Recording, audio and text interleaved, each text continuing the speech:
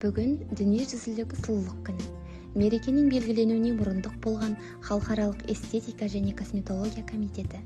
Бұл косметолог маман, пластикалық хирург, косметика өндіруші және оны сатушылардың мерекесі.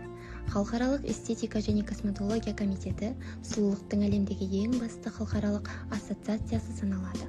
Ол 1946 жылы Брюссельде құрылған болатын. Сол уақыттан бері қызу жұмыс істеп келе жатқан ұйымның әлемнің 33 елінде бөлімшелері бар. Тарихта ең алғаш сұлулық байқауы 1888 жылы Бельгияда өткен. Ал бәрімізге таныс әлем аруы байқауы алғаш 1951 жылы Лондонда ұйымдастырылды.